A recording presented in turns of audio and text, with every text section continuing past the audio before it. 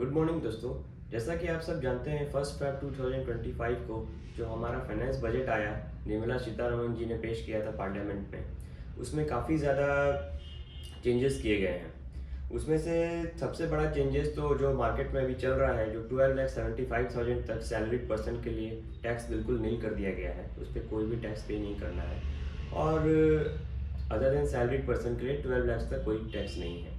इसमें मैं बता दूं कि कैपिटल गेन्स और जो स्पेशल रेट इनकम होते थे उन पे टैक्स एज इट इज़ वैसे ही रहेगा, उस पर कोई भी रिबेट नहीं मिलेगा, उस पर कोई भी आपको वो स्लैब बेनिफिट नहीं मिलेगा।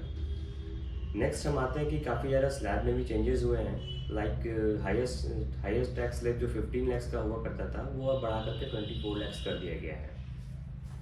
आफ्टर दैट फाइनेंस मिनिस्टर ने ये भी कहा कि हम एक डायरेक्ट टैक्स कोड लाएंगे जिसको कमिंग वीक में पेश किया जाएगा। तो वो अब मैं आपको बताते हुए बहुत खुशी हो रही है कि वो अब आ चुका है एंड मोस्ट लाइकली 1 अप्रैल 2026 से वो एप्लीकेबल भी हो जाएगा। अब क्वेश्चन ये है कि क्या ज़रूरत थी डायरेक्ट टैक्स कोड आने की। अराउंड 64 ईयर्स हो गए हैं। लास्ट जो इनकम टैक्स एक्ट था हमारा, या अभी आप बोल सकते हैं कि अभी वही चल रहा है, 1 अप्रैल 26 से आएगा नया वाला डायरेक्ट टैक्स कोड। तो 1961 से वो अराउंड 64 ईयर्स हो गए हैं पुराने इनकम टैक्स एक्ट को। बेसिकली गवर्नमेंट ने, आपको मैं बता दूं कि 20 पुराने जितने भी इनडायरेक्ट टैक्सेस थे like CST, VAT, excise duty, उसको कंपाइल करके एक साथ गवर्नमेंट ने एक नया एक्ट बनाया जिसको गवर्नमेंट ने GST एक्ट बोल के 1 जुलाई 2017 से एप्लीकेबल कर दिया। उसी तरीके से अब ये पुराना एक्ट भी बहुत ज़्यादा बल्कि हुआ जा रहा था, तो गवर्नमेंट ने पब्लिक से सजेशंस मांगे और स्टेक होल्डर्स ने, गवर्नमेंट ने एक लास्ट ईयर अक्टूबर में एक कमेटी भी बनाई, इंटरनल कमेटी, जिसे गवर्नमेंट ने सजेशन मांगा कि हम क्या कर सकते हैं डायरेक्ट टैक्स कोड में। तो मेनली गवर्नमेंट ने 4 एरियाज में सजेशंस मांगे थे। फर्स्ट था सिंप्लीफिकेशन ऑफ लैंग्वेजेस। तो क्या लैंग्वेज सिंप्लीफिकेशन की ज़रूरत है, क्या लैंग्वेज चेंज होना चाहिए ताकि लोगों को बेटर अंडरस्टैंडिंग हो पाए, लोग आसानी से समझ पाएँ एक्ट को। दूसरा था लिटिगेशन रिडक्शन, कैसे लिटिगेशन को रिड्यूस किया जाए और कैसे कम लिटिगेशन से हम बेटर अंडरस्टैंड कर पाए लॉ को। थर्ड था कंप्लायंस रिडक्शन, कितने कम कंप्लायंसेस में हम अपना काम निकाल पाए ताकि गवर्नमेंट को भी प्रॉब्लम ना हो और हम एज अ टैक्स पेयर हमें भी प्रॉब्लम ना हो।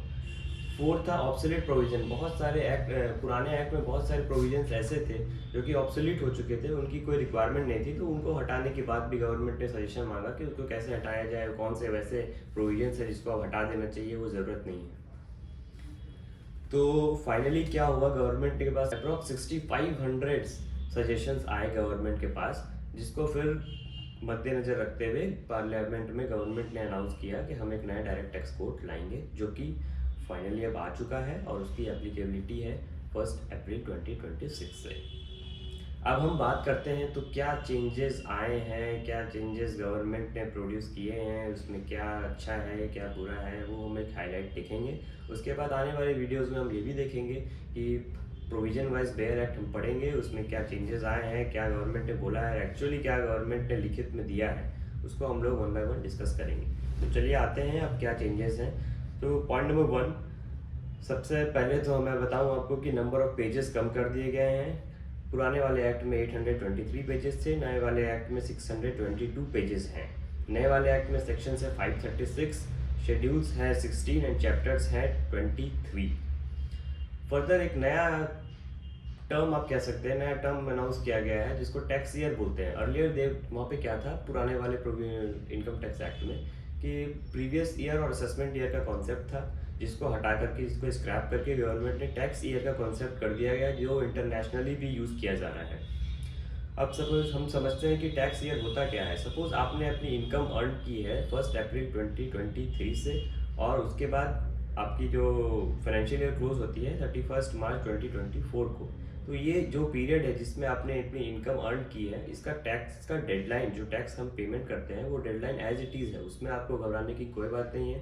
जैसे 31 जुलाई 2024 जो पहले हुआ करती थी वही डेडलाइन है ईयर एंड क्लोज होने के 31 जुलाई तक।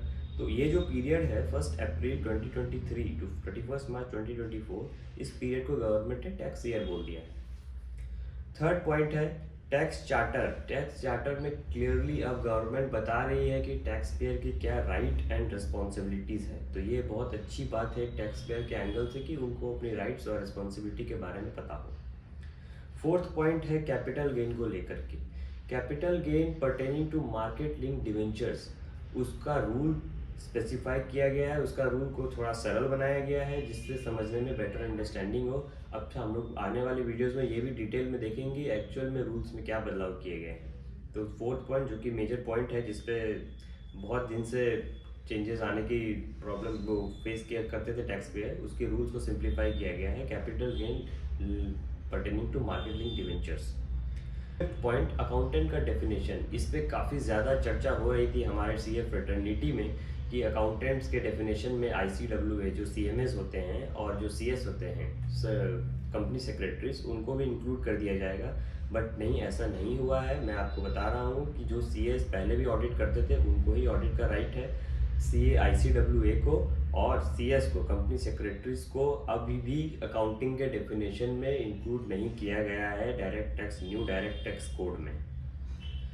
6 पॉइंट्स है STCG LTCG। जैसा कि आप जानते हैं कि लास्ट ईयर भी गवर्नमेंट ने बजट में शॉर्ट टर्म कैपिटल गेन पे जो टैक्स पहले 15% हुआ करता था तो उसको गवर्नमेंट ने बढ़ा के 20% किया, और लॉन्ग टर्म कैपिटल गेन को जो कि पहले 10% टैक्स थी जिसके ऊपर, उसको गवर्नमेंट ने बढ़ा के 12.5% किया।